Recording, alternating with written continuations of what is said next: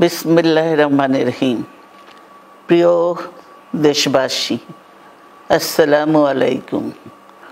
রক্তস্নাত July August 1 বছর পর আমাদের মাঝে ফিরে এসেছে।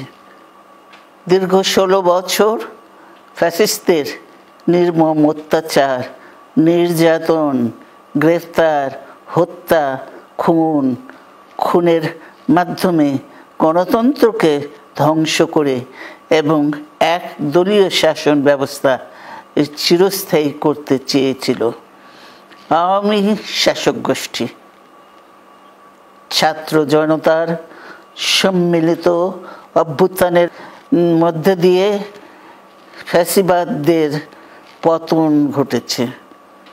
সুযোগ সৃষ্টি হয়েছে নতুন করে বাংলাদেশকে গড়বার। এই আন্দোলনে যারা শহীদ হয়েছেন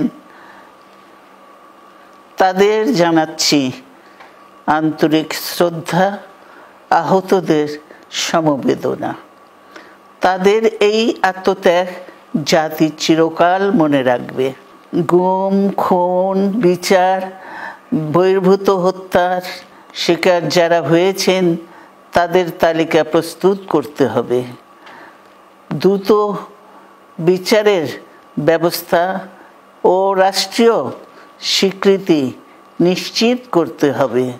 প্রতিটি পরিবারের সম্মানজনক পুনর্বাসন ও নিরাপদ ভবিষ্যৎ নিশ্চিত করতে হবে। প্রিয় দেশবাসী, আমাদের সামনে যে সুযোগ সৃষ্টি হয়েছে নতুন করে গণতান্ত্রিক ব্যবস্থাকে প্রাতিষ্ঠানিক রূপ দেওয়ার, তা আমাদের দ্রুত সম্পন্ন করতে হবে। কর্মসংস্থান সৃষ্টি করতে হবে, জনগণের নিরাপত্তা নিশ্চিত করতে হবে। সর্বোপরি বাংলাদেশের স্বাধীনতা, সার্বভৌমত্বকে রক্ষা করতে হবে যে কোনো মূল্যে।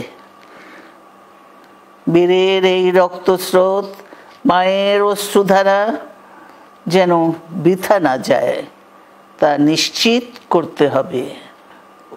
ঐক্য বজায় রাখতে হবে। আসুন আমরা সবাই মিলে শহীদ জিয়ার স্বপ্নকে বাস্তবায়িত করি কোটি মানুষের নতুন বাংলাদেশের নির্মাণের স্বপ্নকে। আল্লাহ হাফেজ। বাংলাদেশ জিন্দাবাদ।